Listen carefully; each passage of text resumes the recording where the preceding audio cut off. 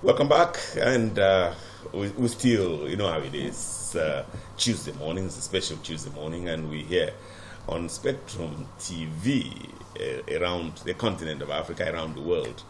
And we're waiting for, as Francis said, the big one. We're going to have a special interview. We have great interviews lined up all through the week, I can tell you. I hope that we'll have a little time towards the end of the program so I can take you through that. Okay, right now my name is Michael Bush. Francis, of course, is still here. We have another person. Before I introduce him, let me just quickly tell us how today's edition is going to be. Rise and Shine today is going to be really risen and shining. It will be rising all the time and shining and shining and shining all the way. The head of civil service, Akwa Ibom State, Elder Effiong Essien, FNMGS, I need to be careful, is our studio guest, and he'll be here with us as we progress. Okay, so as soon as he comes, we launch out. As soon as we are ready to launch out, Planet 101.1 FM will join us, and we'll take it to the very end. 2 hours of a beautiful interview. While waiting for that, there are a few preliminary things, a few preambles we'd like to start. We're joined by, my senior colleague Francis is always here showing me what to do. I'm almost television rusty, almost radio rusty. But today I'm joined by another senior colleague. This one is my competitor. I put my leg here, he puts 2. I put my leg there, he puts 3, and all of that. We're very honored to have former chairman of Ikono local government of Akwa Ibom State. You hear what I said? I said Ikono local government. I didn't say Ikono local government area. There's no chairman of a local government area. There are people of a local government area. There is only a chairman of a local government. The Right Honorable Toro Kolumba is on set, and it looks like the guest. It looks like Effiong himself. So nice to see you, bro. Thank you for waking up this early. Francis has troubled me, gets me here. And it's good you are here with us. Yes. And that's what we're going to be doing. I have 8 more days to be here. And to do I hate the countdown. I just hate the countdown. Can we not do the countdown? So every day like that, we're going to be introducing some new things. It's just been beautiful coming here. So how long you used to do some stuff here? Absolutely. Even though you used to be on radio. Yes. We started out on radio. Had to switch to TV and then went back. No, not here. Okay. Not here. Here we used to do radio. Radio, I know. Over a year, I'll be passing through the entirety of the stretch that we went through today. Absolutely. And, not much has changed. About the road. To do politics today. Absolutely. Politics today. Yes, politics today. Now, back in those days, I used to anchor on Tuesdays. Sam Sniper would anchor on Thursdays. Oh. So every day, every week, we'll have to be traversing the beautiful roads, leading to Biakola. Let me tell you. Let me tell you. Yes. And this is why you're on this set. Yes. I am really inspired. Is that the word? Encouraged by you. I don't know. When I say this, people say, so I say to him, you're always praising him. You're too fond of him. How you go to the height that you went to as local government chairman, you finish that, you come back to your normal place in society. How are many of your colleagues, how are people who get political office not able to do that? Well, I think it's a matter of choice, and it's a matter of whether you actually had the first address at the first instance. So there are some politicians who don't, and that's why they would want to, remain in political power in perpetuity. So whenever the opportunity leaves them momentarily, it becomes a problem, and that's why they must fight hard and swim against the tide to hold on to power. But if you have a first address, and it's something you love doing, as you know, both of us and all of us. Sure. I guess it's here. We love what we do on the media aspect. So it's something you can seamlessly go back to, effortlessly, and that's what happened to me.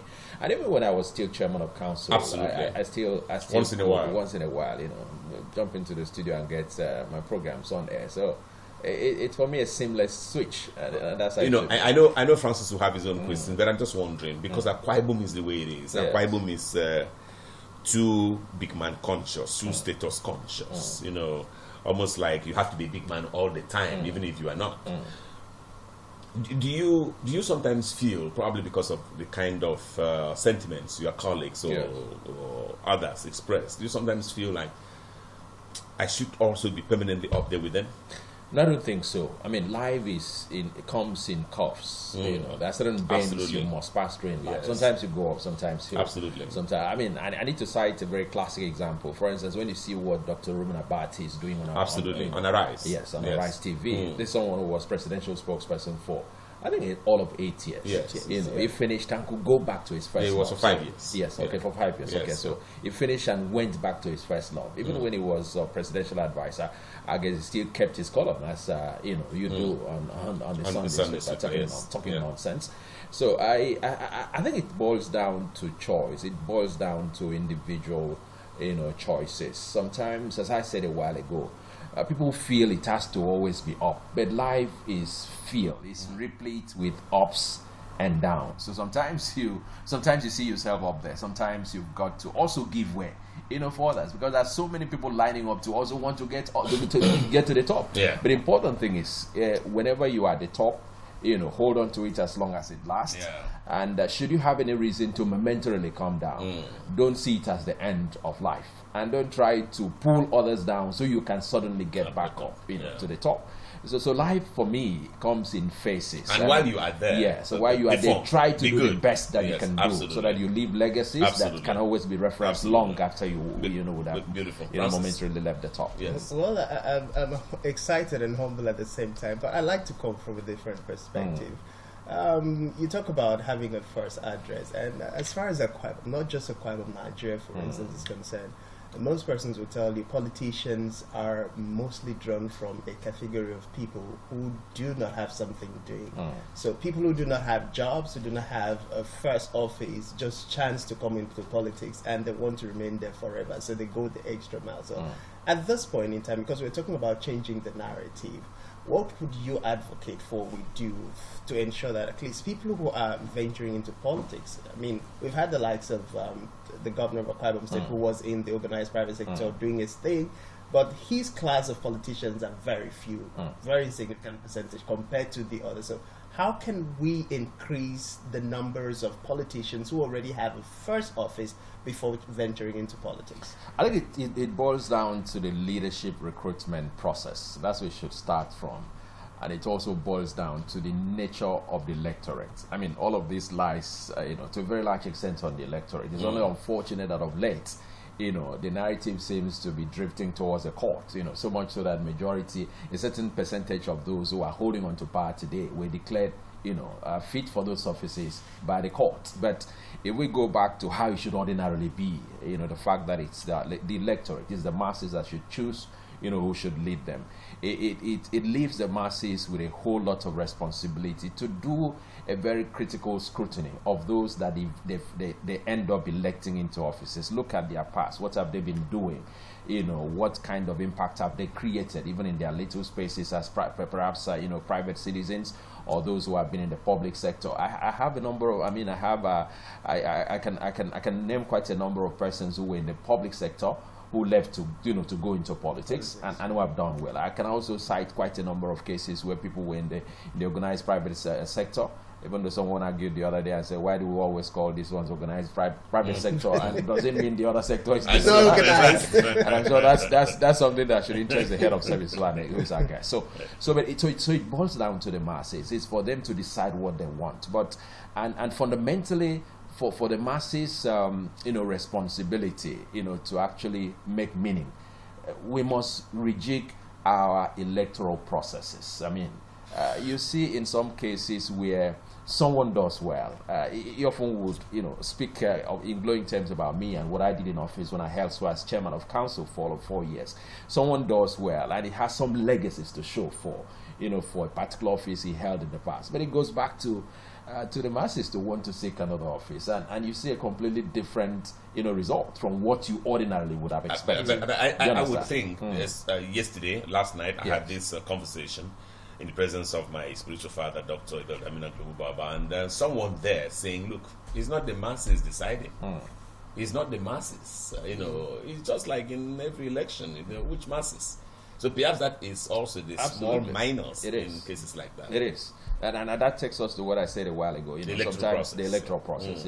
So we must get it right. We certainly must get it right. For instance, I don't know why in the 21st century, in the year 2024, we're still thinking of the possibility of doing electronic voting. We're still, tinkering with whether Nigeria should go when it has to do with voting. We're still thinking of whether we should ensure that those who live in the diaspora who are Nigerian should have an opportunity to vote. I don't think it's a narrative we should be placing on the table at a time like now. But unfortunately, that's where we find ourselves. And so it's an armada of a number of issues that we need to bring to the table. Sure. The masses must rise up and be conscious of the fact that whosoever they elect into office to hold office for 3 years, for 4 years, it has to be their responsibility. They must take responsibility for that. But those who orchestrate electoral system must also sit back and think, are we going the right way? For instance, I watched the narrative that someone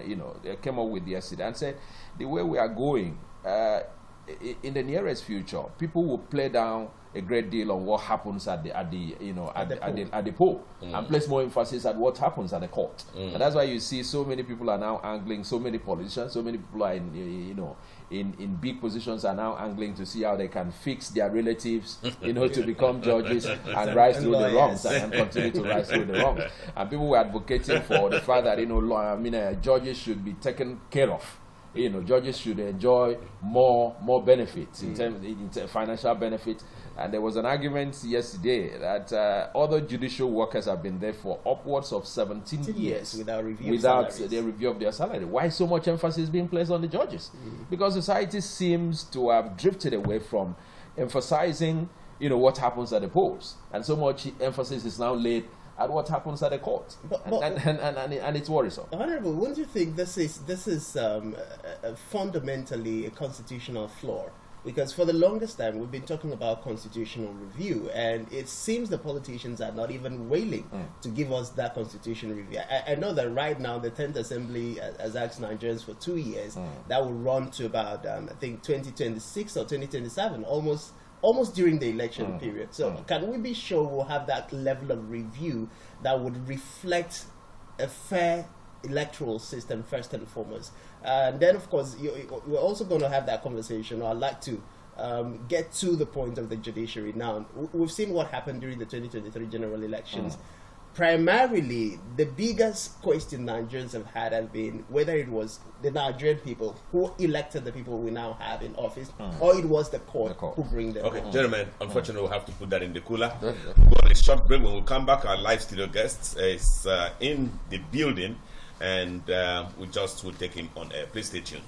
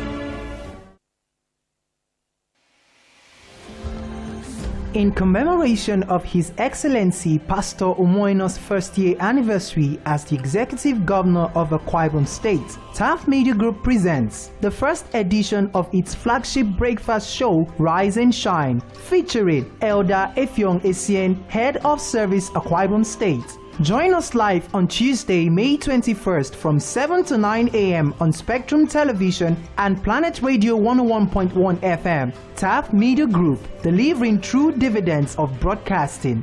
Join us via WhatsApp messages on 0704 571 7707. Don't miss it.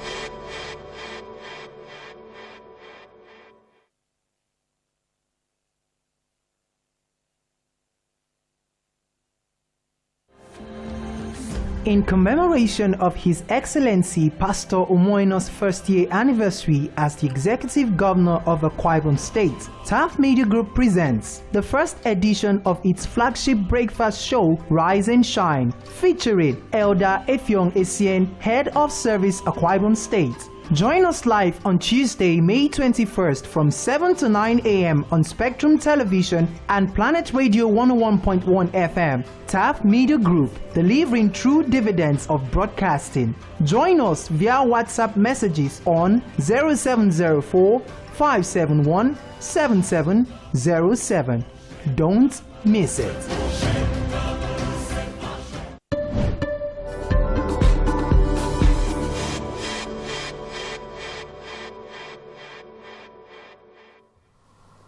You know, Taf, I love your chairman, Satoni Afia. Very funny man. I know he's laughing his head off, you know, just watching or listening to we reading one number and then on the screen is another one. It's very funny even for me, but I mean, that is how it is. Some of those technical errors are human and all of that. Again, I'd like to welcome you back from around the world to the live broadcast happening right here on Spectrum TV as well as on Planet 101.1 FM in the heart of Ibiakuran, which is serviced in the heart of Uruan local government area, which itself is also in the heart of Akwa Ibom in the deep south of Nigeria, a country on the west coast of Africa. My name is Michael Bush. My senior colleague here, the one leading us, he actually is the brain behind this program. We're just guests, anchors. Guest co-anchor with him is Francis Ledet. Francis, very nice to have you. And then, of course, we also have, I think, the biggest of threesome, of the three of us, Itiro Kolumba, former chairman of Econ. I was going to say former chairman of Uruan, but former chairman of Econ Local Government Council. Okay, so the big man is in the house. The guest that we've been waiting for, and this interview will be running for the next 2 hours. You can be sure of that. Did I say my name was Michael Bush? Okay, still remains that. So, our studio guest is a professional in every ramification, all ramifications. And he set out, of course, went to school and became a geologist. He's registered and is chartered as a geologist. He's a past council member of the Nigerian Mining and Geosciences Society. Now he's a fellow there, and I'll get to that in a moment. He rose to the highest rung of the civil service, becoming permanent secretary and has been head of service ever since. So nice to see these fantastic old students. He wants this part. He likes this part of Lutheran High School in Obori Municipal, which itself is in Ibisikwa Sultan local government area. Of course, is also an alumnus of the University of Calabar in Cross River State, Nigeria. Help us welcome Elder Effiong Essien, FNMGS. That's for that fellow. Iteka, so nice to have you. Thank you for honoring us. Thank you for coming here. How did you find the road?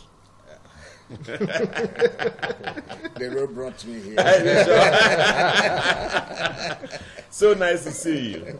So nice to see you. You know, I remember you used to have an office, a government office. That's where you actually came into prominence in the state. Something about water. And you correct me. Eke Ruwasa. Do you still remember those days? General manager. There's so much difference between you then and you now. It's still good to see you. So you're here to discuss Governor Umo Eno at 1. It's his first anniversary, and we'll be looking at that. But before we get into that, my colleagues and I would like to wonder about your family, about you, about your work. How is the civil service? Thanks so much, Michael Bush. Francis and Itoro. It's a pleasure to be here with you, and you people are doing fantastic work here. Amen. You know, to wake up so early and to keep Akwa Ibom people and beyond informed on programs of government. So it's quite a pleasure. Family, my name is Elder Effiong Essien, as you have rightly said. I'm married to my wife, Udwak, and we have 5 children. Whoa. Who are all grown up. You've been busy. I bet you don't look it. Don't look like somebody who's been busy like that in the other room. I also have a grandson. Whoa. Wow. So, as for family, you've already mentioned some of my background. Where I went for secondary school and the university. The civil service has been quite a pleasant place to work and rise up to the level that I am now, the head of the civil service of Akwa Ibom State. It's been a process, you know, from one rung of the ladder to the other for the past about 35 years. So it's been something quite interesting, gathering experience at one level, from one level to the other, and moving on steadily, you know, to get to where I am now. There's something Itoro Columba said, and I don't want him to forget it, so I'm going to ask that question. He just said in the lighter mood about organized labor, organized private sector, and so what does that mean? Does it mean that the other private sector is disorganized? The public sector. Well, you have the civil service, you have the public sector, and you also have what could be called the private sector. Organized private sector, those ones you can say corporate, proper corporate organizations. Have government. Some of them that are run by shares ownership. Okay. While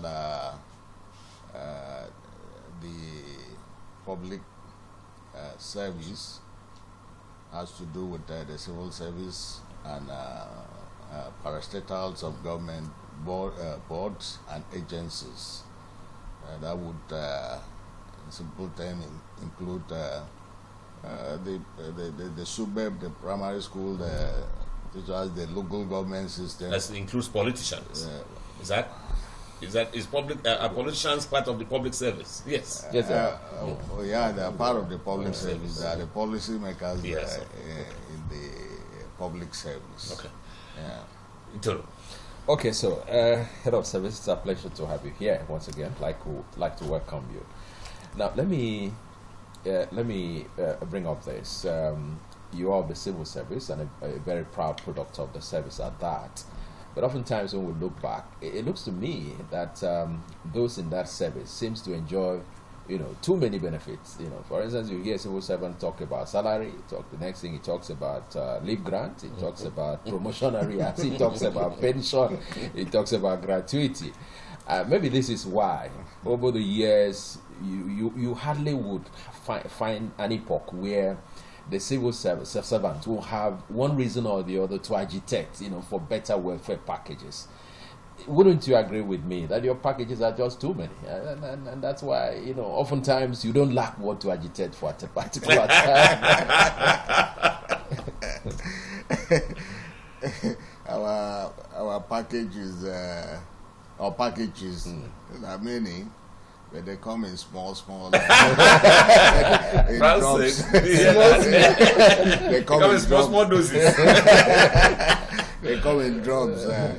But basically, what the civil servants enjoy, those in the private sector also enjoy.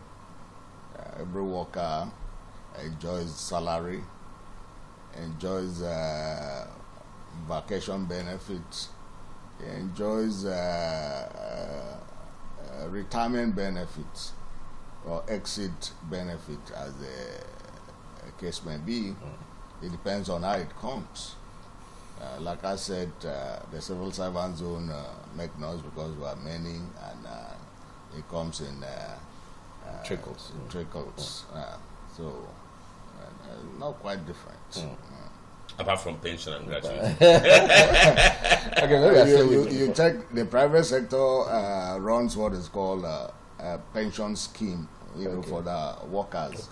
They have pension administrator, that they take money from the employer, to administer pension to the employees when they exit service. Francis? Well, good to have you join us, sir. I think I'll come from the point of what the governor is doing so far.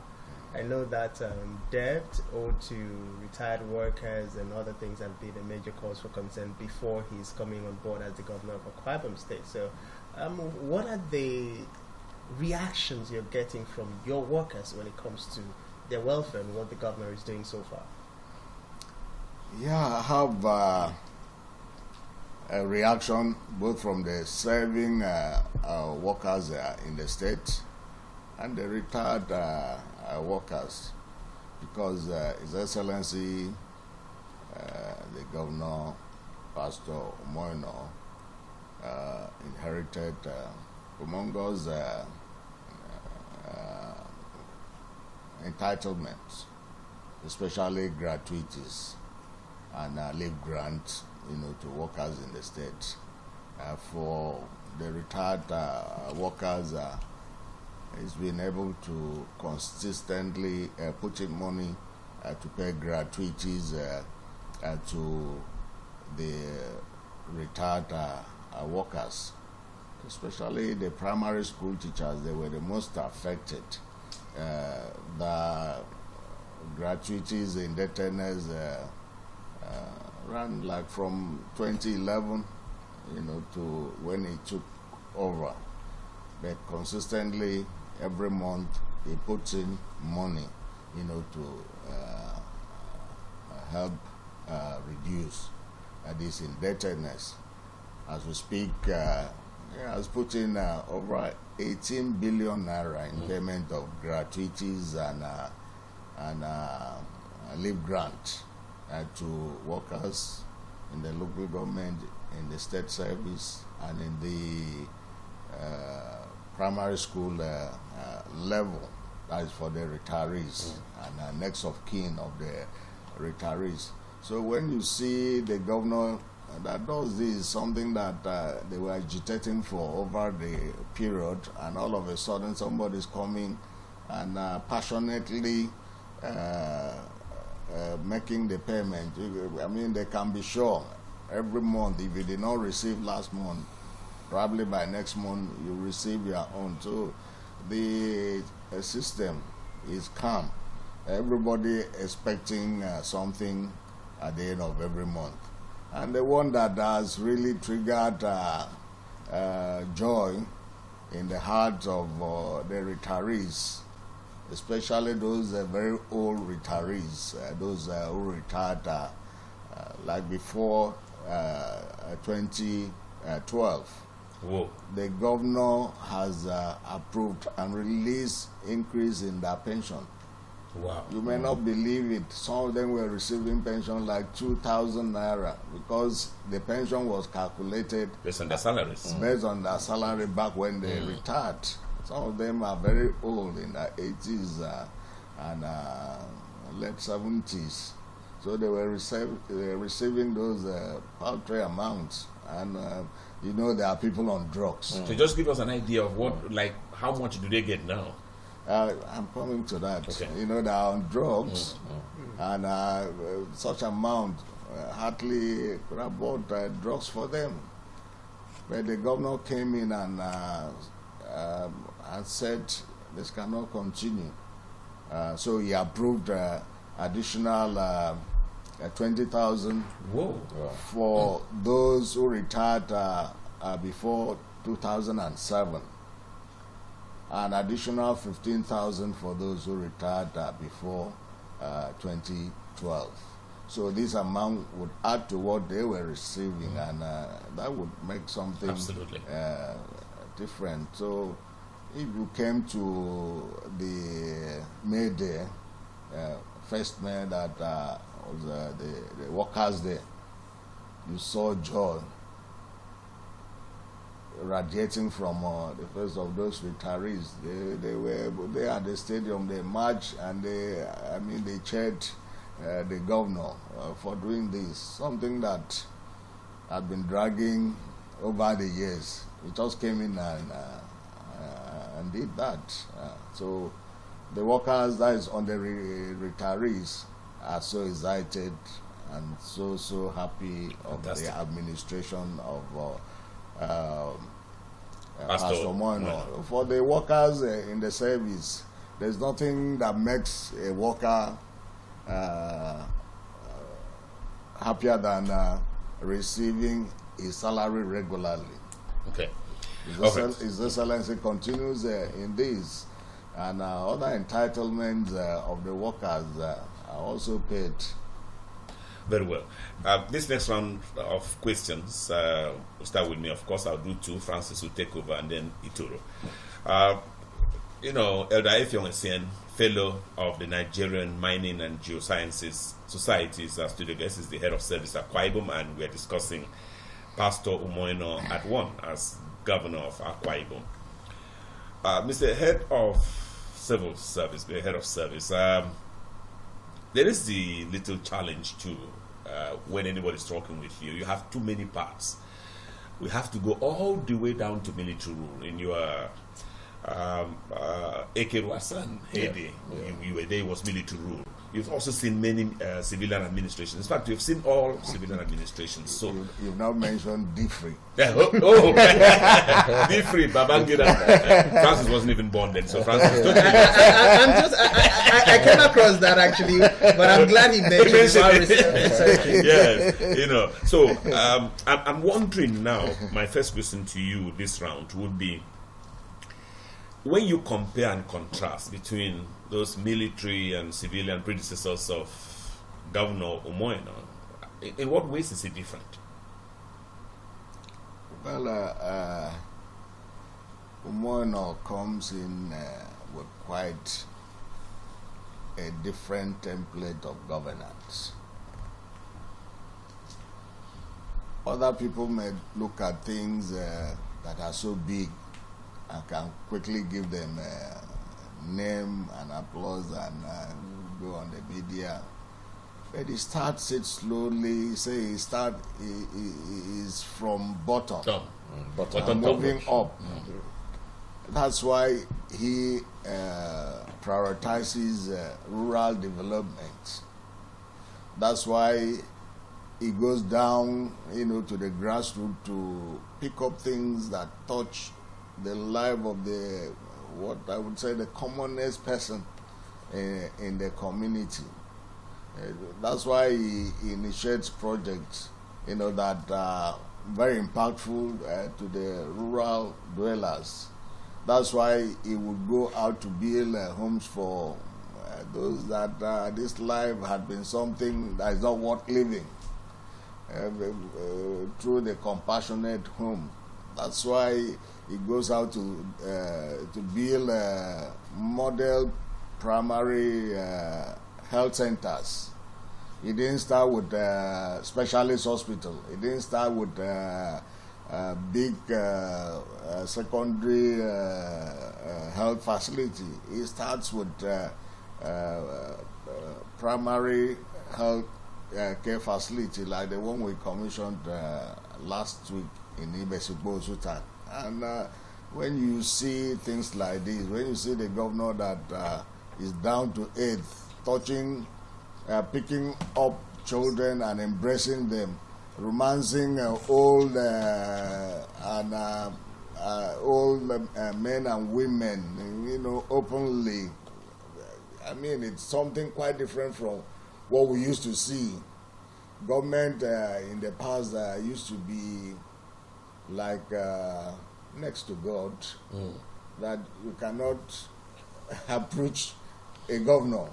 Even the security operatives around the governor, would not allow you to.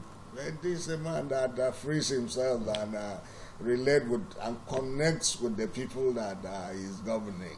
So that's one thing I have seen, between Pastor Umo Eno and his predecessors, governors, right from the military, down to... Fantastic.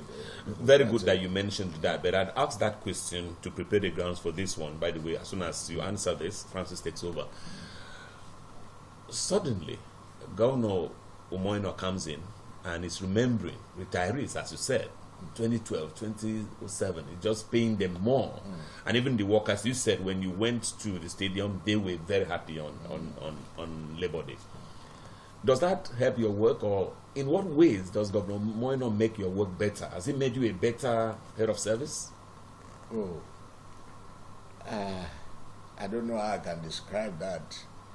I work very free now. I feel happy. I mean, you can even see I'm a very happy head of service because it has made my work quite easy. I personally, by my attitude and internal being, I don't like noisy. Absolutely. So it makes things quite easy for me. You've not had experience with the labor agitation. So if the labor movement in the state, can be calm, if the labor movement can appreciate government, what government is doing, labor is the movement that you hardly can please them. They will be coming up with this demand after the other, a very elastic demand that you cannot satisfy them. They will be, agitating and hitting table. Those kind of things are not happening now. So for me, as the head of service, who manage the labor movement and the workers, it's quite an easy and work environment for me, and it makes me very proud to be head of service. Fantastic. Francis? Well, I'd like to take your mind back to the electioneering period. And His Excellency promised he was going to prioritize the welfare of workers. And so far, by his actions, we've seen that commitment. We've seen a deliberate move to fulfill that campaign promise to Akwabomites. But there is an issue that has been raised consistently over time, and I'd like to see clarity at this point. First, there is what we hear, pension harmonization, and is it pension regularization? So I'd like to get clarity. Is the two one and the same thing? Harmonization, pension harmonization means bring pension payment at par with any increase in salary. You know, there is increase in salary from time to time. The last one we had was what is still called new minimum wage, which came up in 2020. By implication, proportionately, the pensioner should have received increase in their pension, you know, to match with the increase in salary. That's why there's that call for pension harmonization, you know, from time to time, so that the pensioner would not receive a peanut, while those who are working, you know, are receiving increase in salary. Yeah. So periodically, there's supposed to be that proportionate increase in pension. Regularization is if there was any disparity in payment of pension, then you regularize it, you know, to be what it's supposed to be. Okay. Maybe in the case of some retired permanent secretaries who came in from the service of the Cross River State Government, is it? Yes, some of them came in from Cross River State, and the work environment, the payment here in Akwa Ibom State, not exactly what there. It could be regularized, and also those permanent secretaries and some head of service that retired far back, they also needed regularization of their pension, because policy change. At the point the permanent secretaries, retired permanent secretaries, did not go with their salaries. But when government policy came up that when you retire as a permanent sec, you retire with your own salary, those that retired before that time will call for regularization of their pension to be at par with what their colleagues retiree are receiving at the moment. Okay, so as it stands in Akwa Ibom, do we have both in practice? Yes, we do. We do from time to time, but I would say the harmonization is not up to date at the moment. So it's because of that not being up to date. His Excellency the Governor had to make an intervention to those who were so critically affected, like the retirees before 2012. So it was an intervention to pay them that 20,000 and 15,000 naira respectively. It wasn't a full regularization or harmonization of the pension. All right. Okay, so HOS. So let's get to know where we stand at the moment. 18 billion naira, about that amount, is quite a humongous sum for a governor to deliberately want to invest, you know, on the welfare of those who once were of service to the state. But so we have an update, and maybe it will also help perhaps those who are watching and listening to us. So where are we at the moment, having been done with 18 billion naira? What's the burden still like? I mean, because we understand these amounts have accumulated over the years, and that's why sometimes it's difficult to actually, you know, place the blame on a sitting governor because he inherited them. But as having done 18 billion so far, where are we in terms of the figure with what's outstanding? Okay, like you've joined me to say, the outstanding indebtedness have been humongous, and His Excellency has done within the past 11 months plus, has done more than 18 billion, 18 to 19 billion. And the most important aspect of it is that it's consistent, and it puts in a reasonable amount of money monthly towards clearing this backlog of entitlements. The indebtedness was over 90 billion. Wow. Was over 90 billion. And so if within this short period is able to do that and is prepared to even increase the payment and so as to clear that backlog. That backlog had debt in decades. So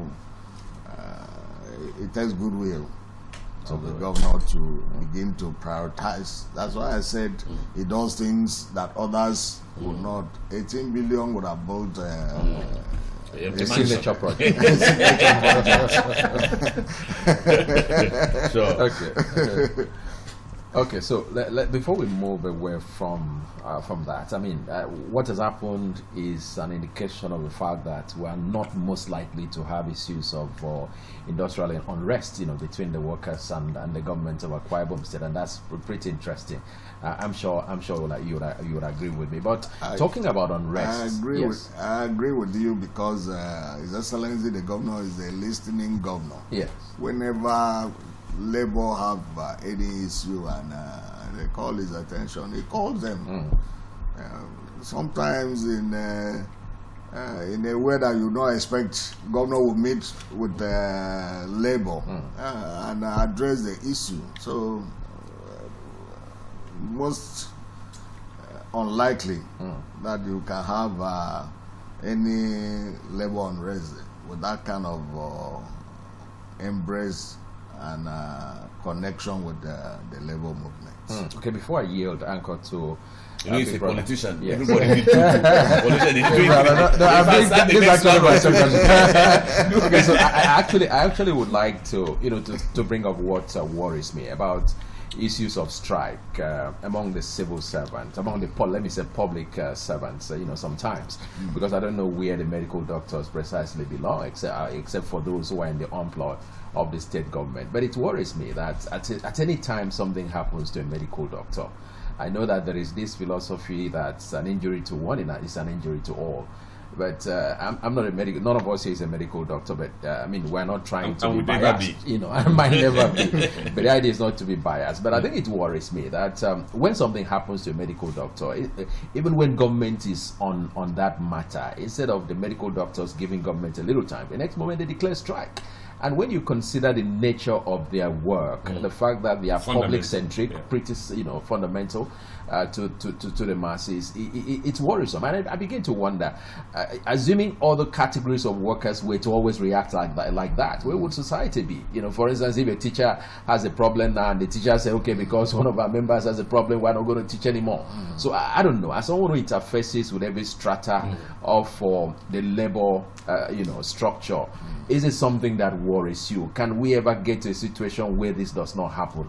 I understand that there is good news, and I'm sure that the strike that they called, has got to be suspended. But going forward, is it something that cannot, be done differently? Don't you think?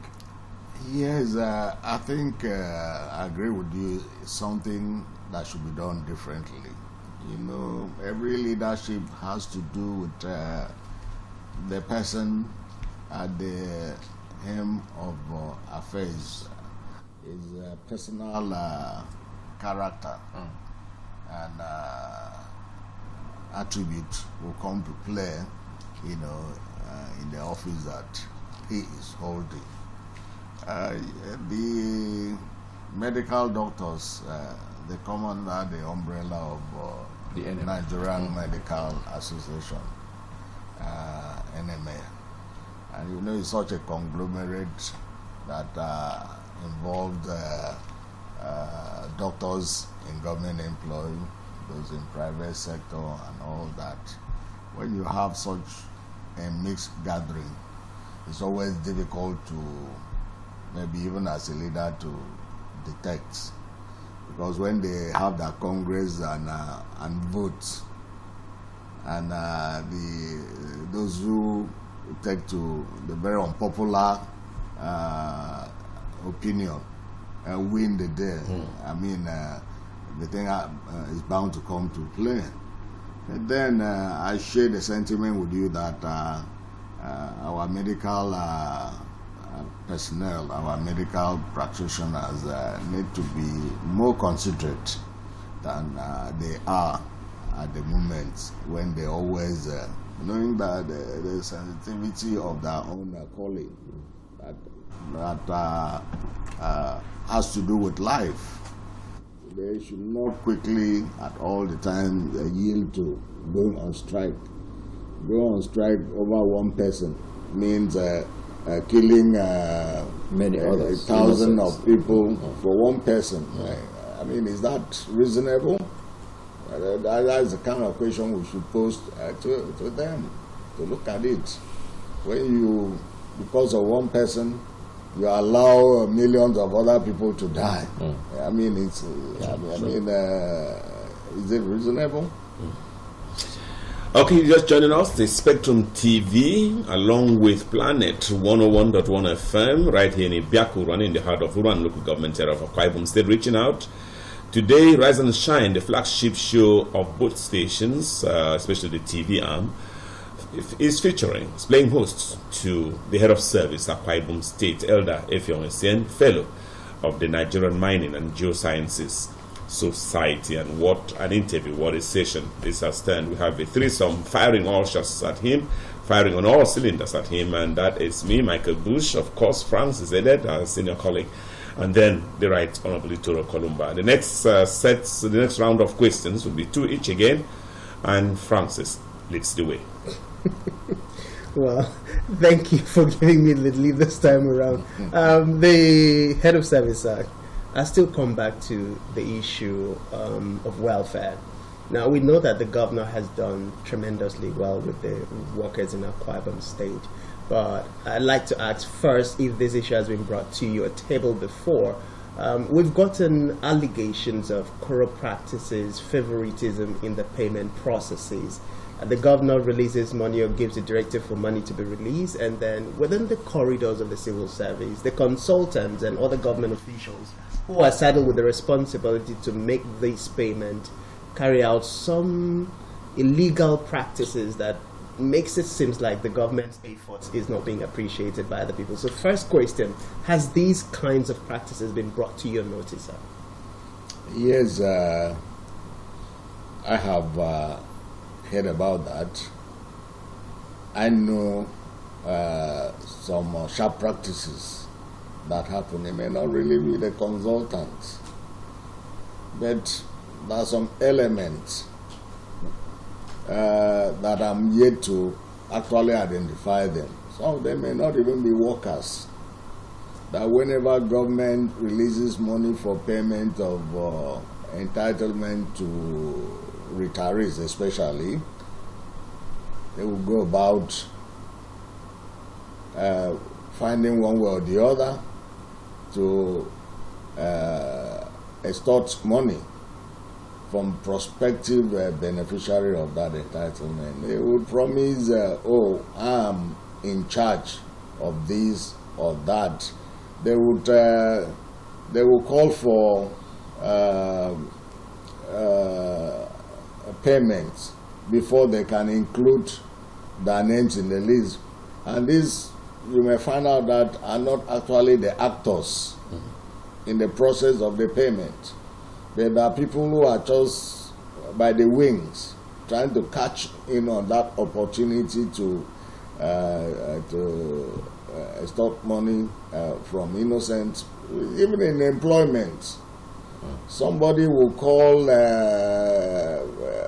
an unemployed, desperate unemployed person and working in the office of the head of service. I have connection with the head of service. In fact, I'm right before him now. If you credit this account, I'm going to obtain your appointment letter. In fact, the thing is not open to all. It's the head of service that is arranging this for his own special people. So just credit this account.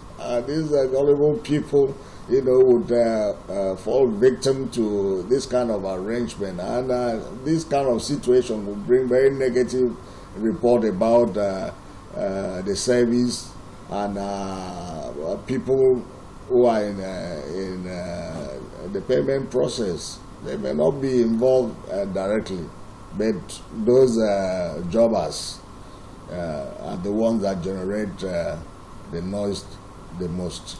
Okay, I'd just like to ask, because I think on the 2nd of May there was a letter distributed to media houses by, the letter was signed by Benjamin Benson, who's the secretary, and Elder Effiong, who is the chairman, Pension Right Advocates, Coalition of Pensioners, Next of Kins, Widows, and all of that.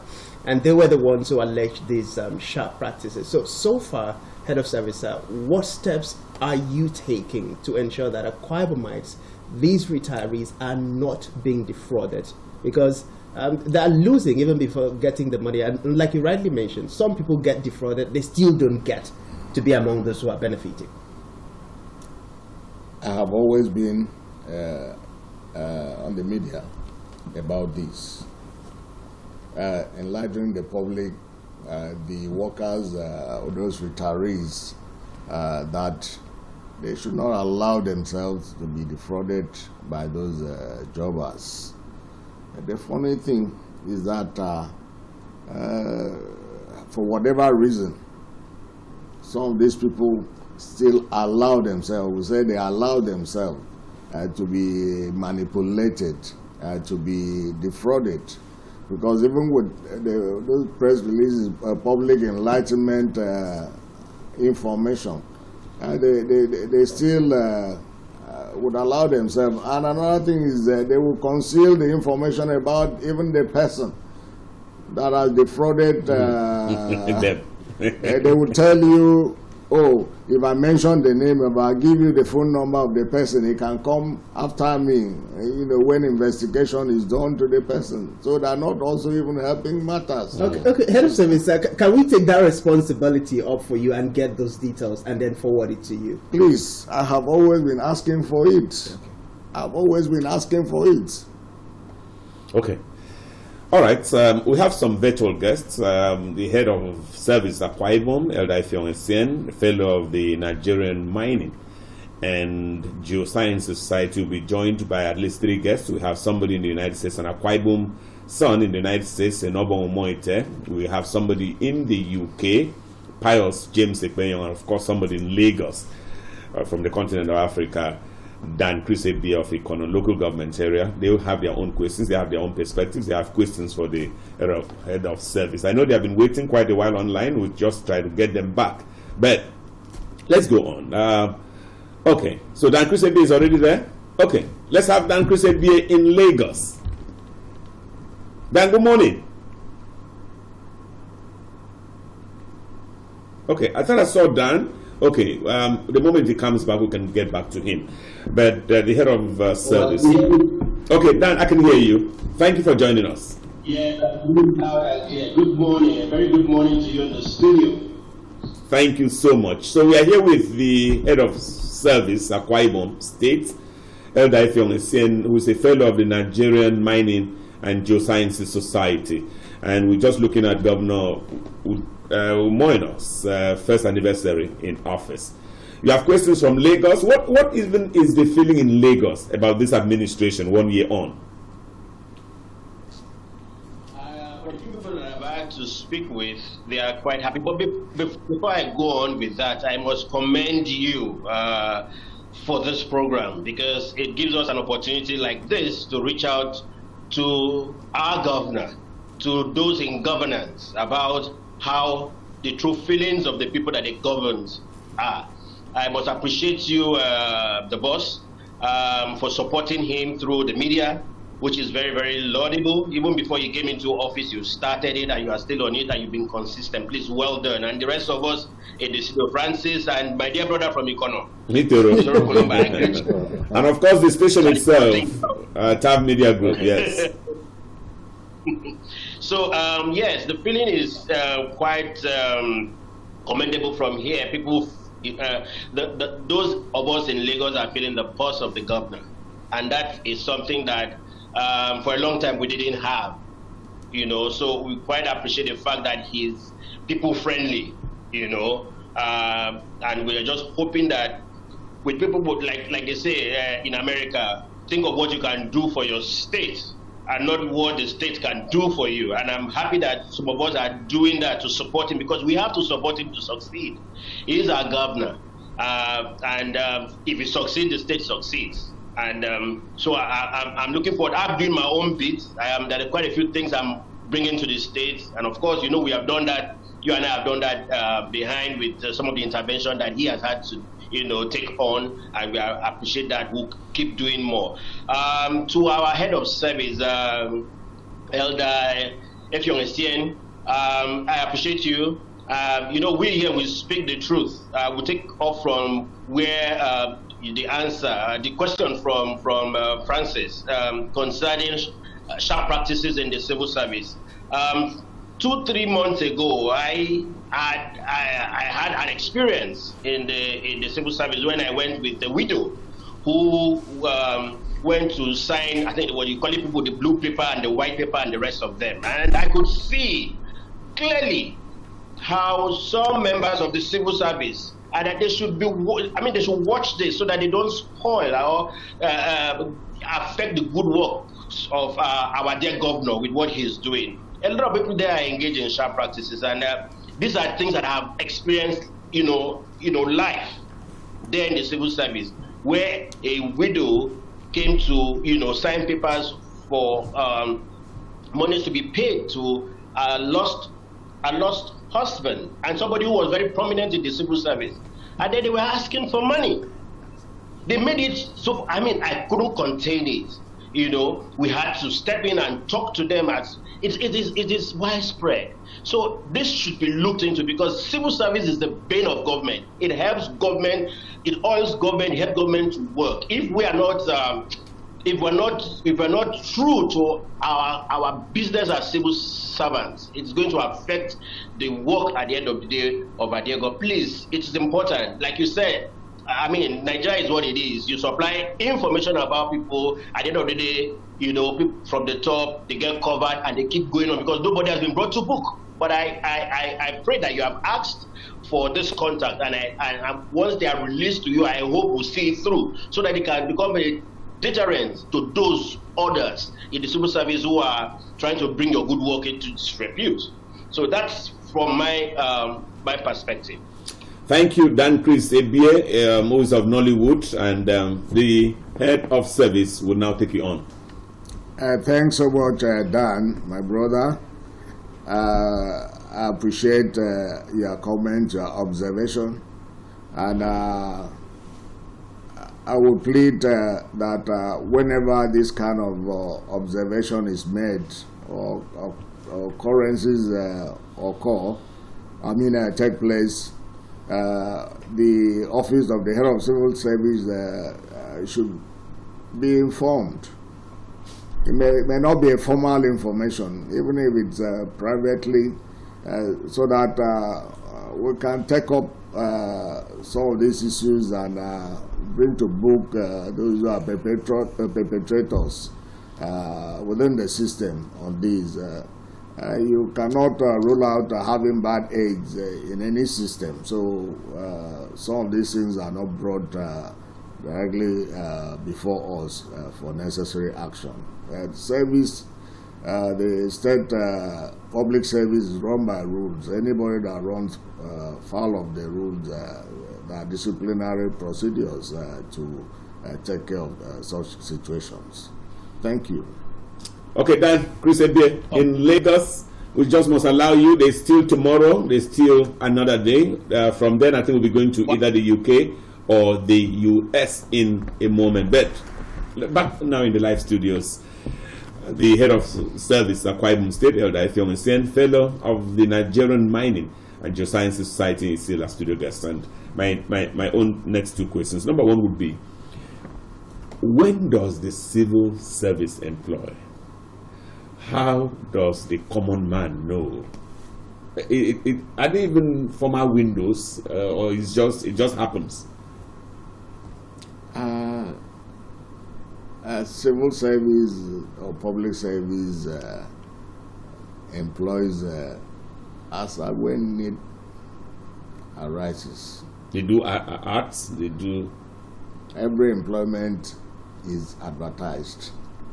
And these days of social media, before you know it, you see it everywhere. Even the fake ones, you see it. So every employment is always made public, and people apply for the employment. How would Akwa Ibom people know that this is a fake employment call invitation? Whenever we notice any such fake, like about a month ago, somebody would just go and copy adverts that was done for employment about 2 years ago. Whoa.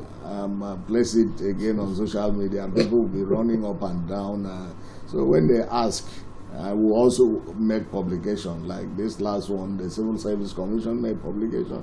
My office made publication that that advertorial, is a fake one. Okay. Whenever we have. Does your office have a phone number too that people can call? Because I think it's necessary for your office to have a standard phone number. People can just call. Anything you have, we put it out in the media. You need anything in the civil service, in the public service, call the head of services office. Okay, we'll put that up. It's important to have as that. part of the. Well, I don't know whether I've taken my own 2 questions, but if I have, it's my younger brother who taught me those bad manners. So but let's move to something else before Ito himself will take over from me, and that is about salaries, about increments. Periodically, there are increments, sometimes called by the federal government and all of that. But how does the state, for instance, in the Akwa Ibom, what is the workings like? How do you prepare? We are now preparing for a new minimum wage. Are discussions going on within the government circles in Akwa Ibom about what it would be? What is the likely figure that will come out of our state? Thanks so much. You have answered all our questions, but I'm not sure you're going to answer this one. You know it's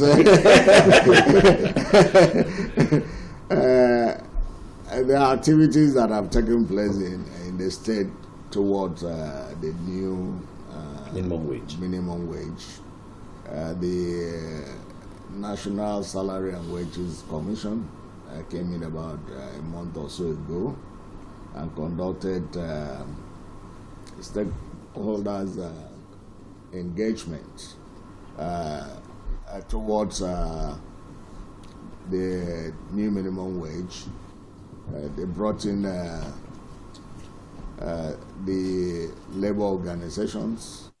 They brought in my office and other stakeholders on a round table to discuss the South-South view or proposal towards the new minimum wage.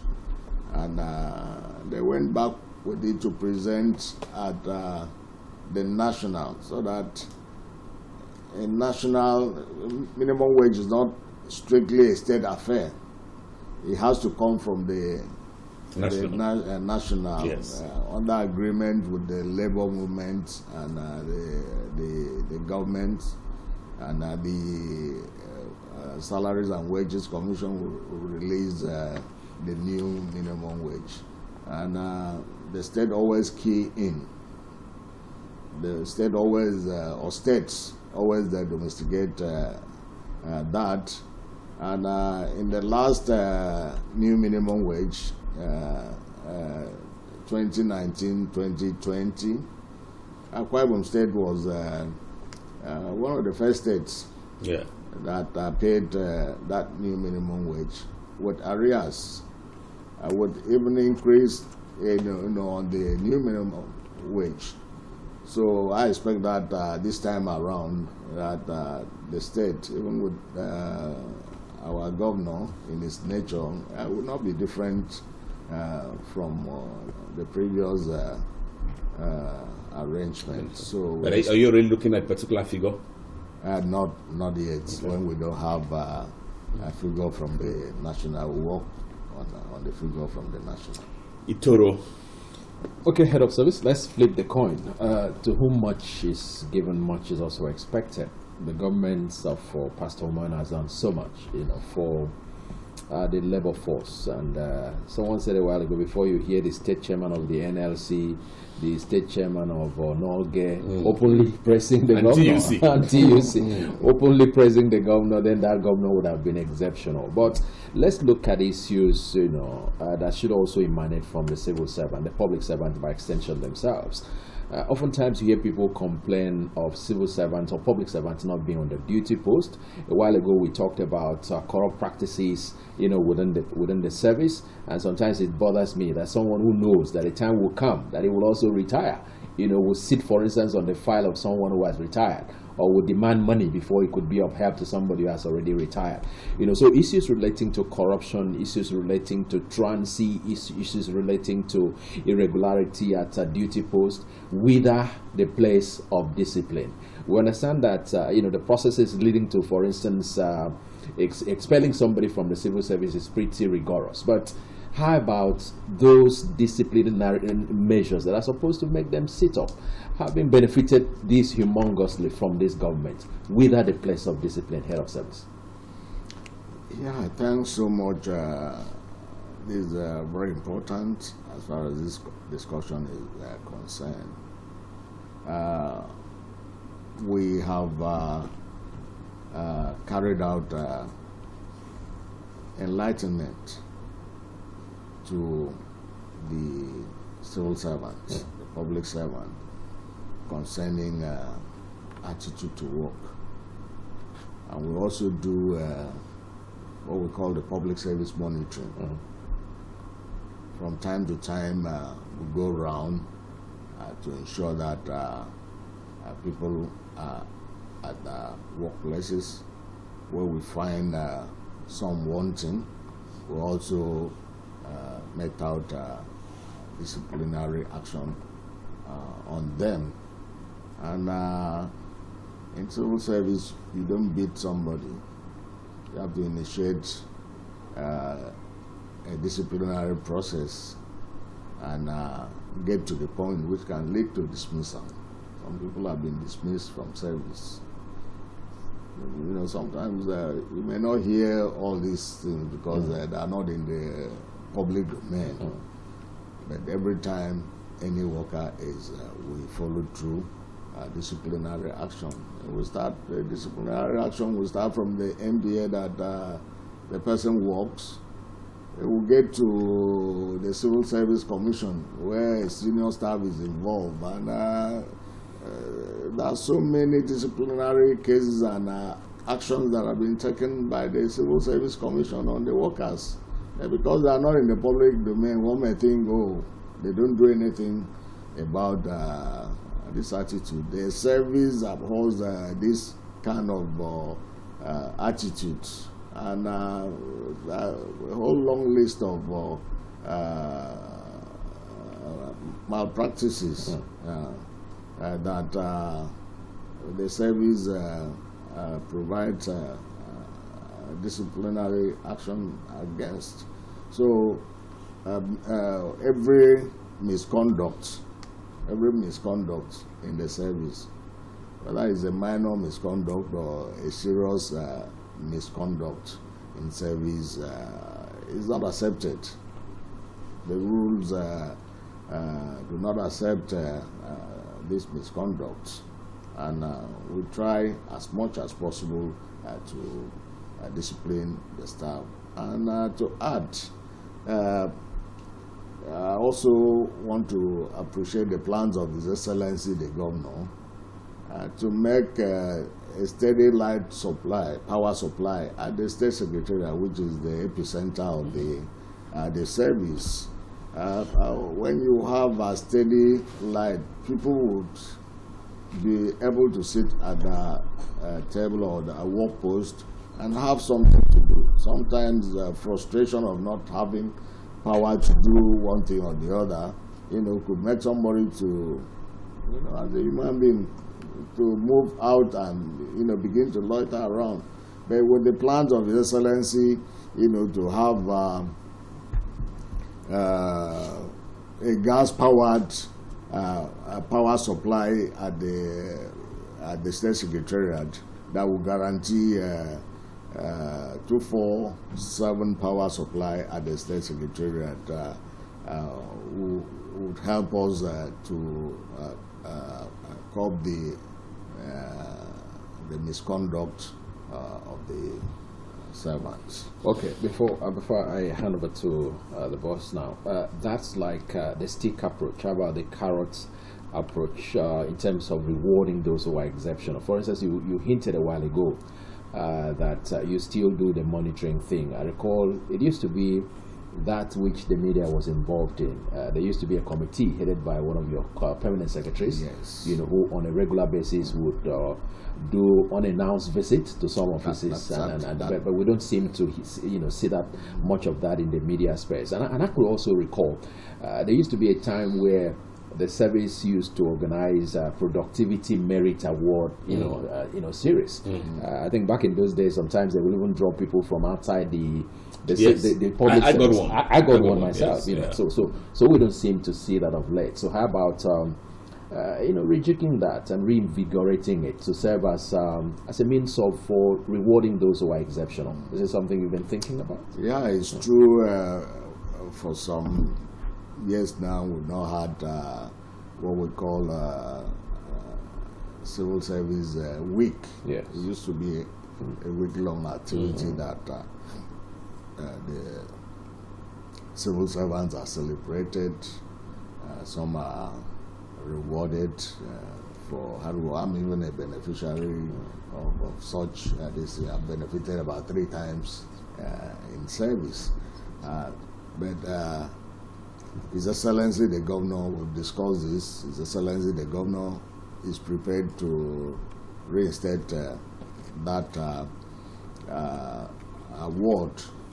But on the other hand, in somehow subtle manner, there is also a reward process in the service through special promotion, through acting appointments.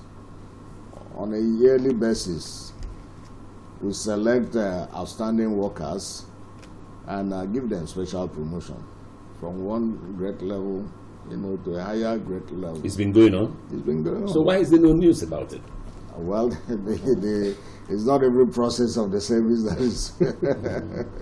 Because it would seem sometimes as if there is no that is on the news, and this happens yearly. And some people are given acting appointments, has to cover duties for permanent secretary when a permanent secretary retires, and while expecting a new permanent secretary, you are given that acting appointment or acting position to hold, and this has been going on. Okay. And, fantastic. Okay, another round of 2 questions will start from me, and let's just say there's a number on the screen. I think we can steal in a couple of calls. For the radio audience, the number is 0704 541 7707. So it's 0704 541 7707 if you want to call in, and we're just going to give about a 10-minute window for phone calls. But while waiting for that, head of service Akwa Ibom State, and thank you again and again for waking up this early with us and for coming here for doing this. There's so much enlightenment, so much sensitization that you have done. But let's talk in critical details about Governor Umo Eno's first anniversary. What projects? I know you mentioned something quite profound when you said, look, this one is bottom up. The governor does things from bottom to the top, and that even those things that might seem as insignificant, that's what this governor is doing, and it's touching lives. So what has this governor done so far that really, really impressed you? Well, of course, you would expect to hear from me. Absolutely, the hospital in the local government area. Absolutely. Not even that. You expect to hear from the head of service things that His Excellency has done for the civil servant, the public servant of Akwa Ibom State. The one that excited me most was last December when His Excellency announced and paid 13-month salaries to workers that was tagged Umo Eno. He paid this when workers did not expect, because for a very long time they never had this kind of benevolence. And this came at that very critical time that, the hardship that was around the corner, and the money came, and my workers were so happy about it. That number of things. We had awaited service exams. He came and brought money that those exams should be conducted. As we speak, we don't have arrears of those service exams. The one that is called APOSE, Administrative and Professional Staff Examination, and even the one for other civil servants, exams and processes that will lead to that confirmation, that will lead to that promotion. He released money for these things to be done so that we do not have arrears. And as we speak, we not also even have arrears of promotion. In the state, he has released 2023 promotion, and all these things are things that make me so excited and so fulfilled as the head of service. Wow. Fantastic. Then the other part, my second question, I hear we have the number of calls waiting for you. We try and take those calls as we get them back. While waiting for the callers to start raining in, my second question will be about when the governor recently said something about one-off dressing allowance for teachers. What does that mean, one-off? He said particularly concerning primary school teachers. You know, if you go to a typical primary school, you see how some teachers stand out, look. You may wonder how are these government workers. So he said he will provide one of dressing allowance for primary school teachers. What does it mean, one-off? One-off means it would make payment once for all the teachers. And that's all. For them to improve on the Warub. It's not yearly? Not yearly. Okay. Right. I think we have a call on the line. Good morning. Welcome to Rise and Shine. Okay. We lost connection there. Yes, we lost connection. We didn't lose the caller. Yes. Okay. The caller is still alive. Francis, take over. Okay, so still on that. Yesterday, when the boss and myself were on this very issue, I had asked, or should I say, proposed. We know that the take home is not even enough to take some people home when it comes to the civil service, for instance. Okay, so we'll have to take this call before I continue with that question. Good morning, welcome to Rise and Shine. Hello, good morning. Okay, I think the network is meddling there. So my advocacy head of service would be, is it possible for His Excellency, through your office, or can you put that as a proposition to the governor, to have not just a one-off wardrobe allowance for civil servants, but maybe something that can be done yearly? Francis, as a way of helping Francis, out. did we propose this to the governor? We didn't propose it to the governor. No, but since he has started and the advocacy is on, can we have something like that? I need to inform us that there are some relevant... Okay, this caller. Please hold that. Good morning. Welcome to Rise and Shine. Good morning. How are you? Very well, thank you. Your name and where you're calling from? Yeah, well done. I'm calling from Niger State. Whoa. Niger State. Your name? Yes, my name is Yahya Mohammed. Okay, Yahya Mohammed, go ahead. Yes. In fact, what we want to, we first of all want to appreciate Mr. Governor for at least taking care of the civil servants of our private states. Secondly, we also want to urge him to do more to at least invest more on primary school teachers, because the beginning of any development is how the education of each state or local government or the nation is. Without the development of education, definitely the nation is, or the state or the local government is going back. And presently in Nigeria, or I will say in some of the states in Nigeria, they are looking down on the primary school teachers, which is not supposed to be, because their taking homes is so meager, in which it will not enable them to prepare themselves for imparting good knowledge to the younger ones. So we are encouraging the governor to at least invest more on primary school teachers. Thank you very much, sir. Wow. Thank you very much. Wow. From Niger State. So nice. Thank you, Mr. Mohammed. His Excellency, the Governor, is already doing much for primary school teachers. He builds model primary schools, and in that model primary school that he builds quarters for teachers. And this is something that some of us saw while we were in primary school, and it helped us a lot because the teacher is always there in the school to attend to the pupils. His Excellency has brought this back for the benefit of the primary school teachers, and he has also promised, like we have said, room allowance for them, which has never happened before.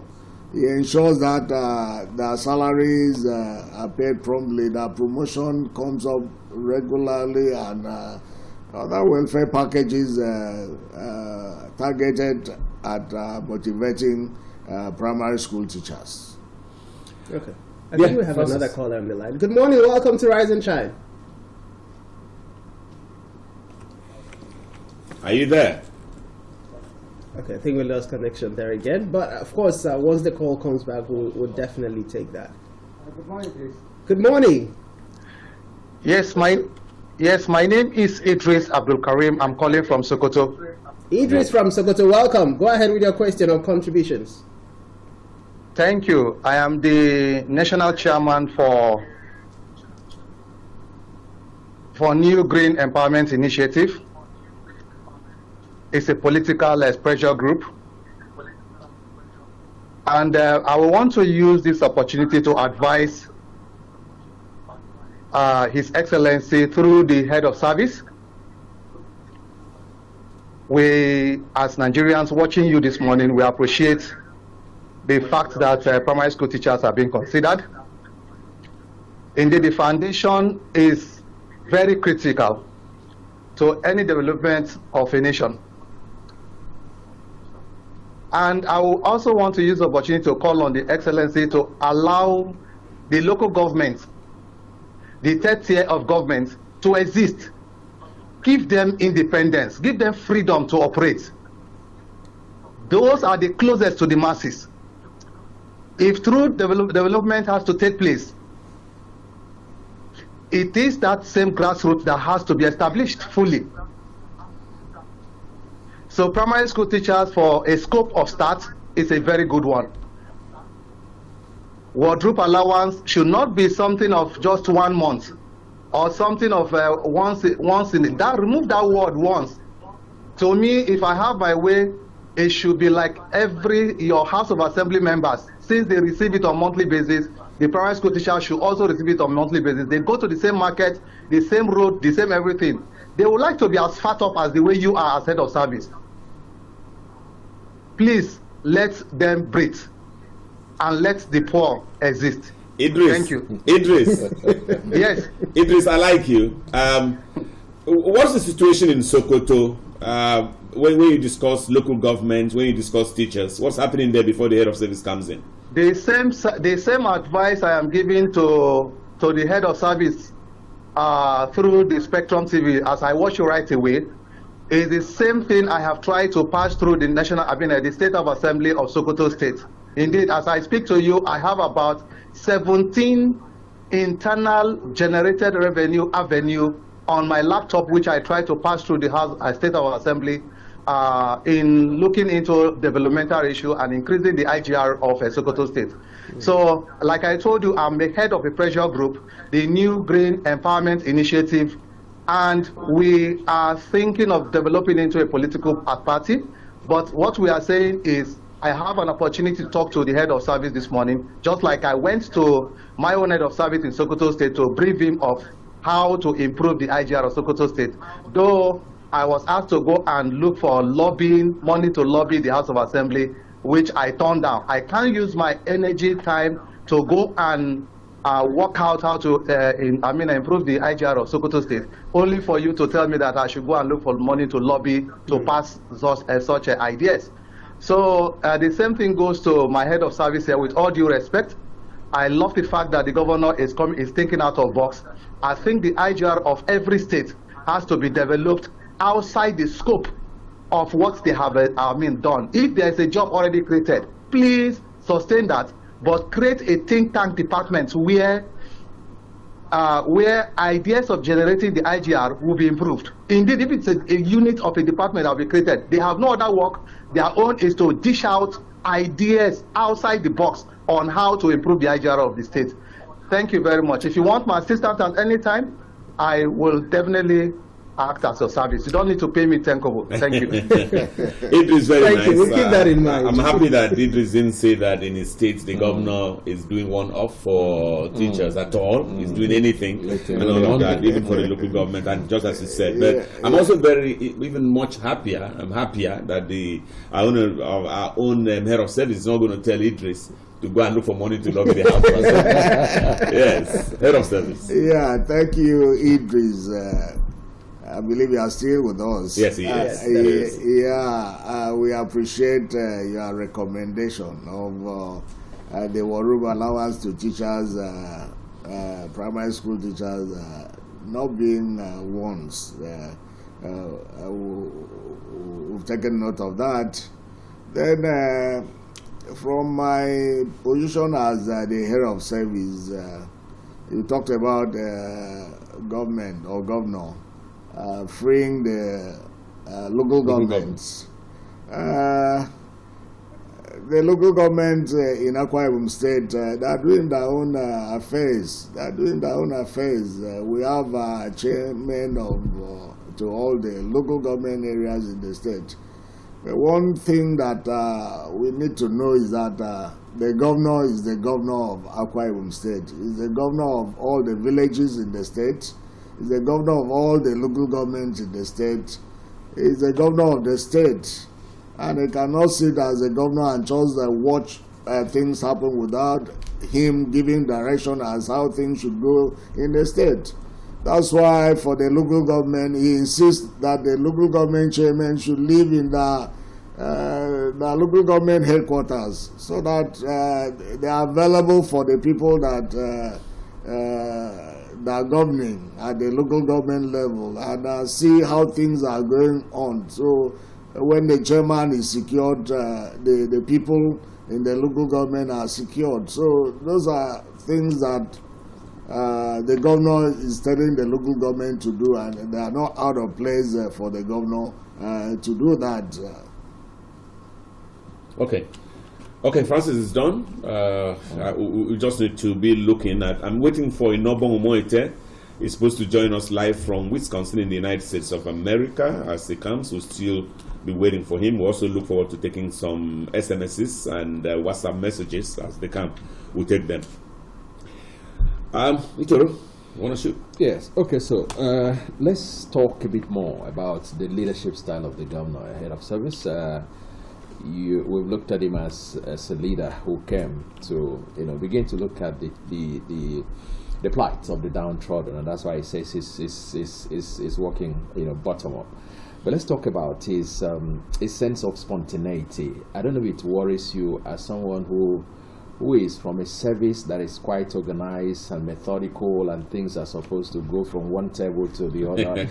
So when you see the governor make some spur of the moment pronouncements, because he's governor. Because I once told someone, if you are privileged to be a governor of a state in Nigeria, or a president of Nigeria, you're one of the most powerful persons on earth. Yes. So, but when you see him make some of those pronouncements, does it worry you, or especially when you also, or maybe when you also consider, the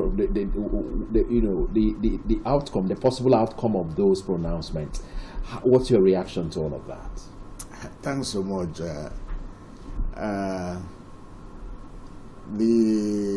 One of the responsibilities of the civil service or civil servants is to follow the governor and to implement the policies, the programs of the governor. When the governor spontaneously announces or declares that this should be done, it doesn't mean that electronic transfer has been done.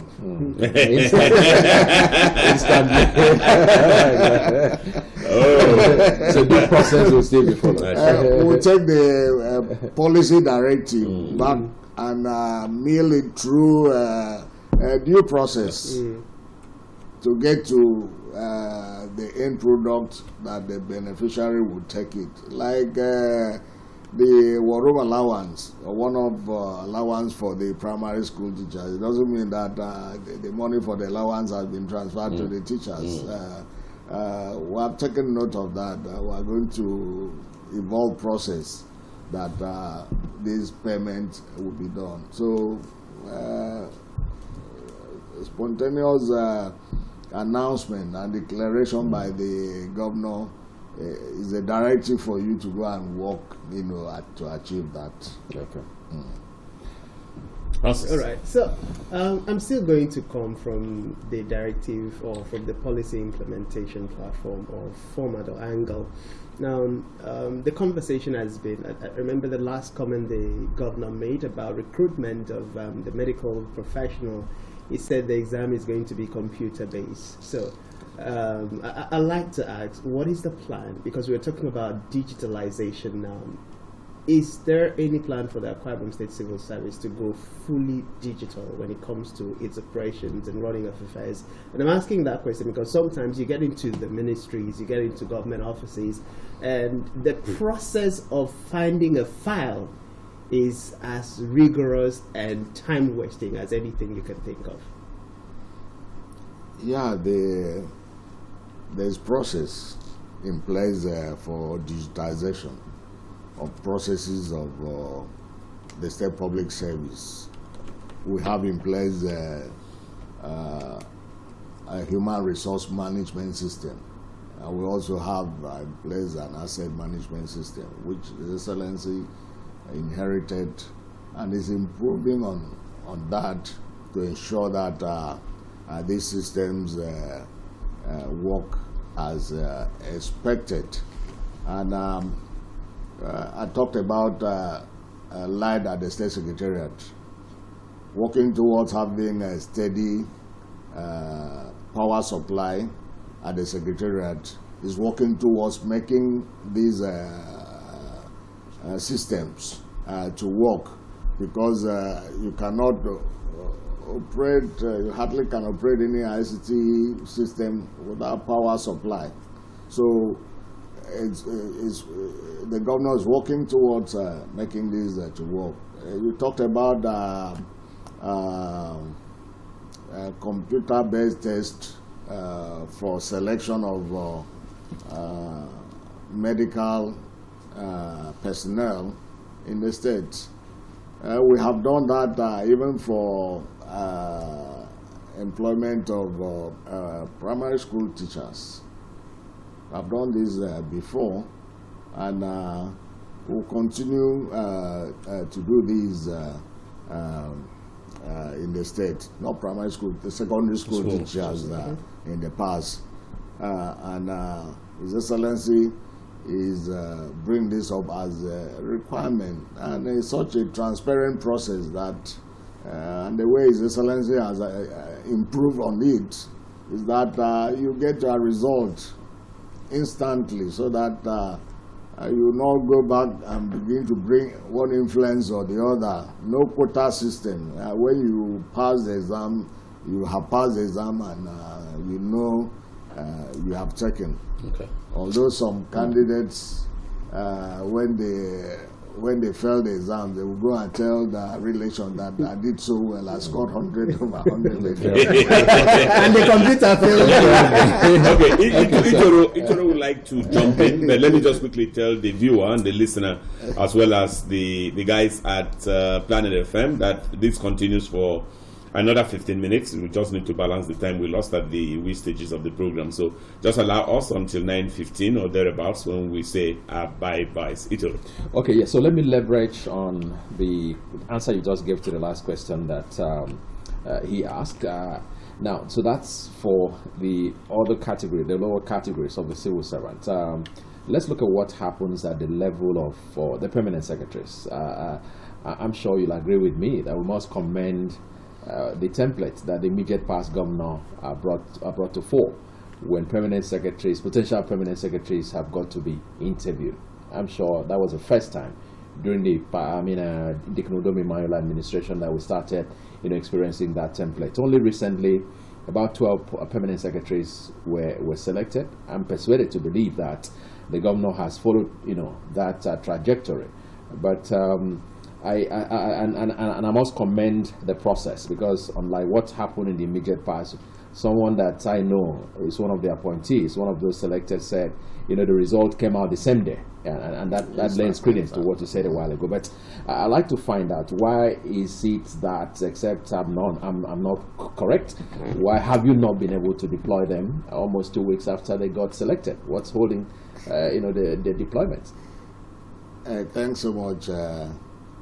I want to assure you and let you know that the process for selection and appointment of the 12 permanent secretary was done through personal interview of the governor.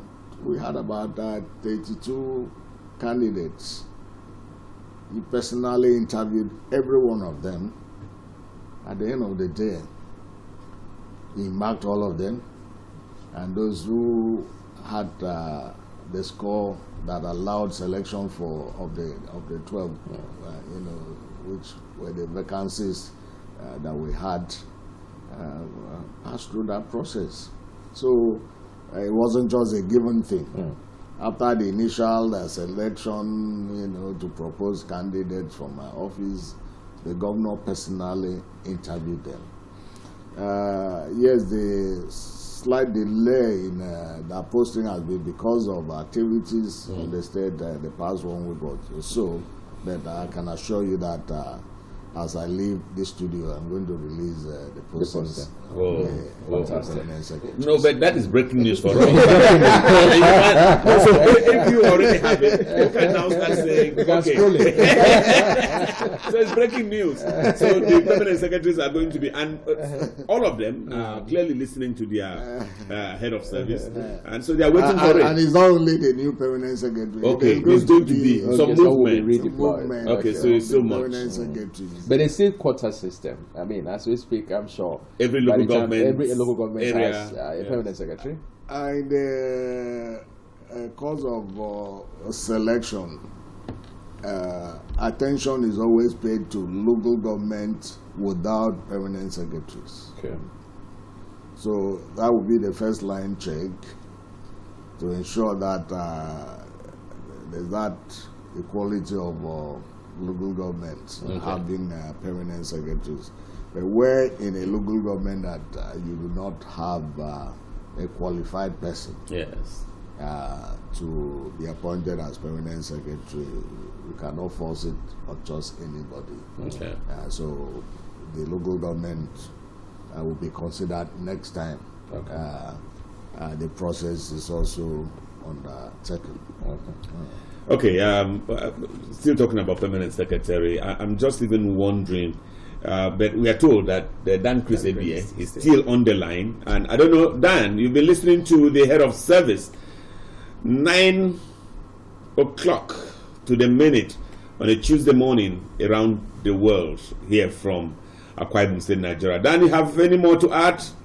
Something else to say?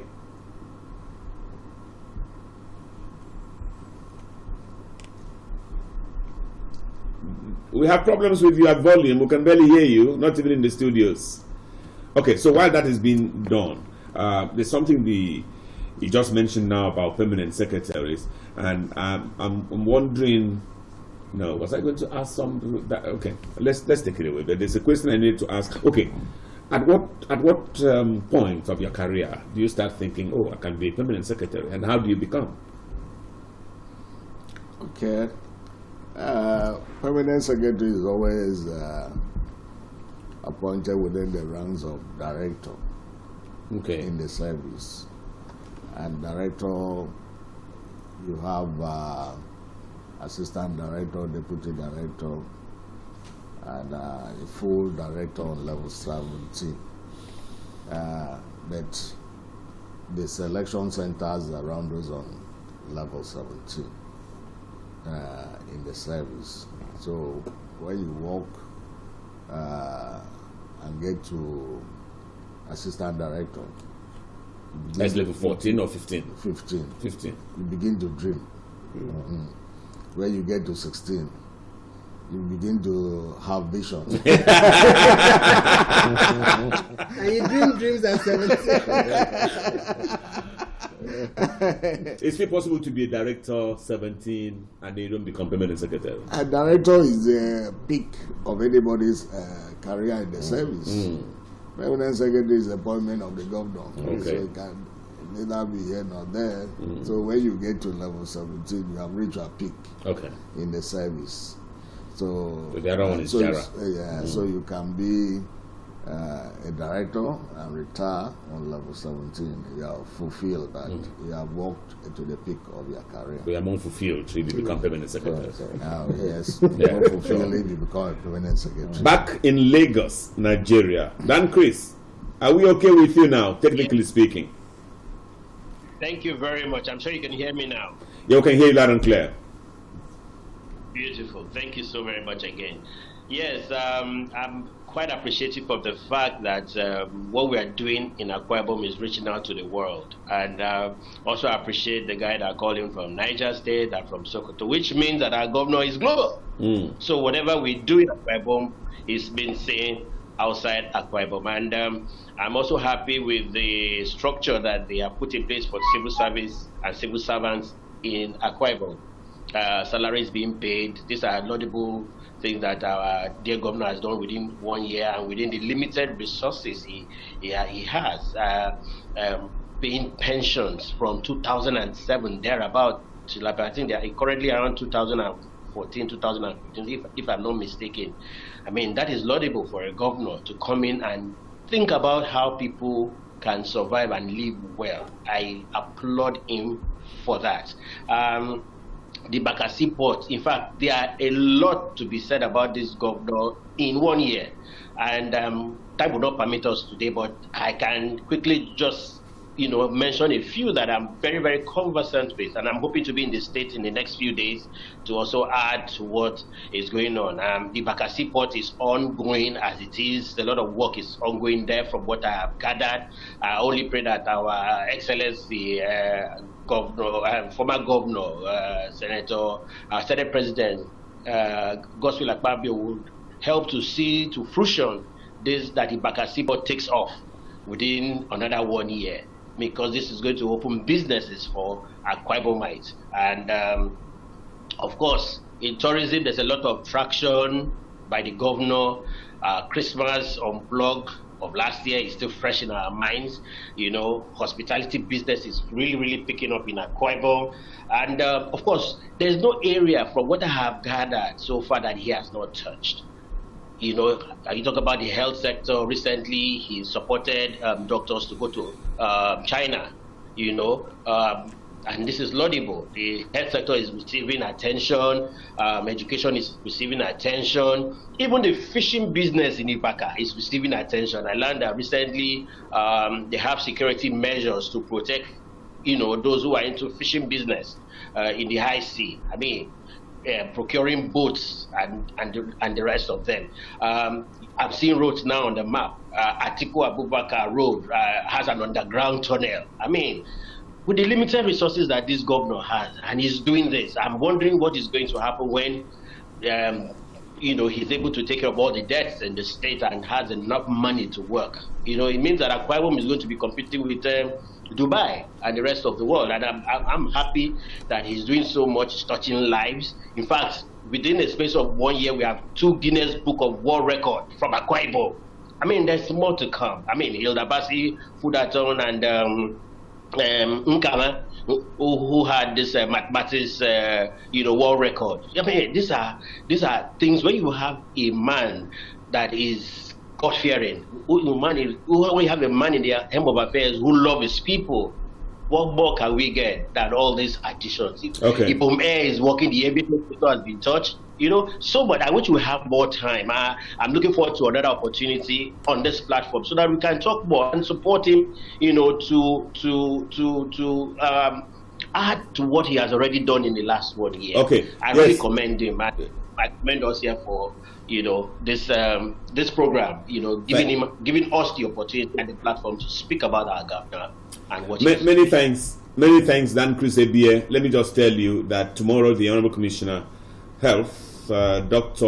Effiong is a studio guest. And Agric. What did I say? Health. Okay, it's because medical doctor. Okay, so Dr. Effiong is the Honorable Commissioner Agric. She'll be our studio guest live tomorrow, and then on Thursday, the state chairman of Africa's greatest political party, the PDP, the Right Honorable Elder and Niekan Simon Okpan will be joining us live. So we have the, Itoro Kolumba said at the week stages of the program, an armada of guests, and you can have. And remember, I'm here for another 8 days, and I'm trying to pump as much action as possible. So Dan Chris Ebie, prepare for tomorrow. Enobo Omoite, who's having technical issues in the United States, will also join us, and then we'll continue. I also apologize on behalf of Pius James Ekpenyong in Southampton, the UK. He's also having technical issues, but tomorrow we'll try and see how we do that. Yes, the head of service, Akwa Ibom State, Elder Effiong, Essien, fellow of the Nigerian Mining and Geosciences Society. Thank you again for your time. This is so good. We should even look at rebroadcasting it on both services. But something happened. The governor comes on his own and says, I'm giving one-off dressing allowance to teachers. And Francis said that he's not a beneficiary, he's just an onlooker, says, oh, this is so good. The governor, we should look at the governor even doing this every year. Look at the buildings. I was just looking at the footages. I don't know, Director, can you take us back to those primary school footages? Just show us the buildings. Head of service. So the governor comes and does this kind of primary schools. Is he as a governor ready? And is the administration ready for other local government areas to replicate this? Even secondary schools and tertiary institutions are going to demand, if you can do this for a primary school, what about us? Are you ready? Are you asking?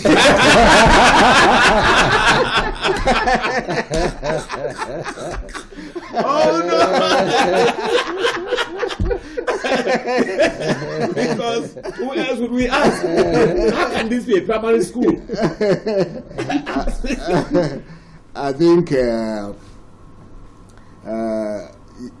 the brightness of a day is always seen in the morning. From the morning sun, you know that day will be bright. So if the governor, within these few months, is able to do this. It is a health center. Yes, that's a primary health center. Is able to do this. And he's such a man that somebody yesterday described him as Mr. Fidelity. That means somebody who says something and is doing it.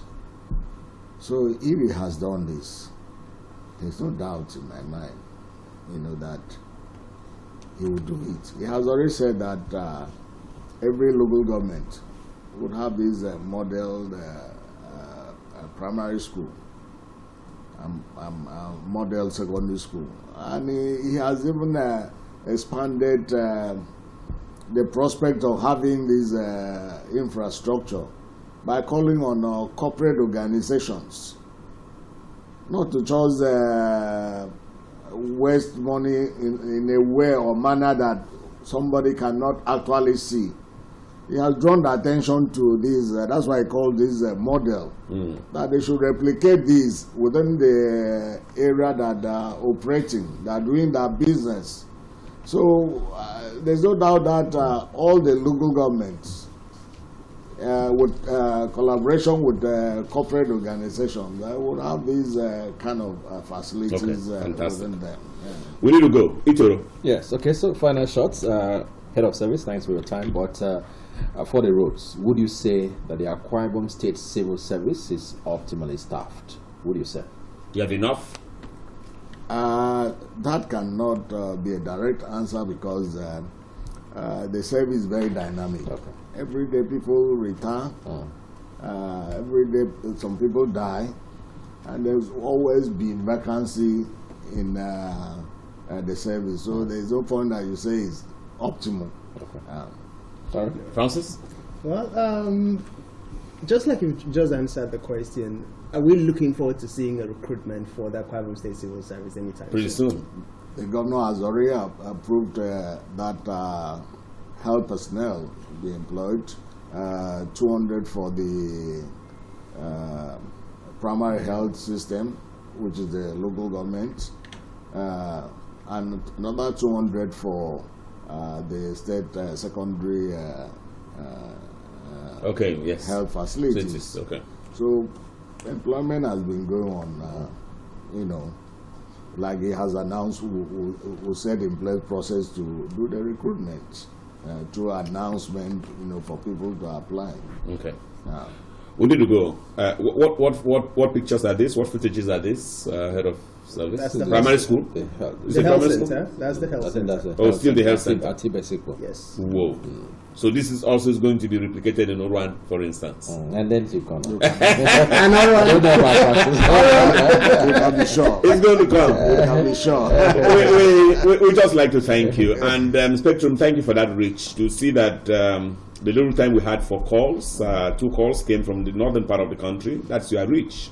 I know that sometimes people even call from outside the country. We're going to help to make sure those kind of calls can continue to come in so that they can help appreciate the fantastic work that's happening in Akwa Ibom. Francis Dede, thank you. It was very nice to have you. Very nice. This is our 5th day together. I've had really, really fantastic time with you. I'm looking forward to the last 8 days now. Internal Columba, the chair. Many thanks for coming along. I know that leaders like you, like the head of service, you don't wake up as early as Francis and I have been doing, but you tested it today. And then my name is Michael Bush. We'll allow the last say to our studio guests, great guests. We would like to thank him for taking the trouble to come. I'd like also to thank him for the fantastic work he's doing, not only for the civil service but also for the states. I like his uncanniness, the way he does his job, his humility. You talk with him, you go to see him. It doesn't seem like you're going to see a big man and not in Akwa Ibom. He listens to you and then is very upright, very straight with you. Head of Service Akwa Ibom is a registered and chartered geologist. It's very nice that he came here. Became permanent secretary, and before you knew it, he was permanent secretary at the Ministry of Works, don't forget. And then, before you knew it, became head of service and has been there ever since. We'd like to thank him a great deal, member of the State Executive Council in Akwa Ibom.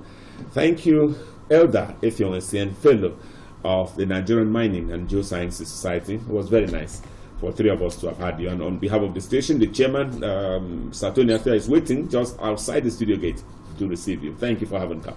Thanks so much for your closing comments. I want to I tell my workers that His Excellency the Governor, Pastor Umo Eno, has done so much for us in the service. I plead and urge all the workers to reciprocate the good gestures of His Excellency the Governor. They've heard some of the malpractices, and let us stem these malpractices and ensure that we are up and doing. We are contributing to the Arise agenda of His Excellency the Governor in very optimum and productive manner. Itoro Kolumba joins me, so too Francis Edet, senior colleague, the one that is actually the chief host. My name is Michael Bush. Providence is saying thank you. The director, thank you. Cameraman, thank you. Spectrum TV family, thank you. Planet family, thank you. Thanks your family. No thanks. You are not part of this deal today. Goodbye from Ibiakuran. Tomorrow is another day.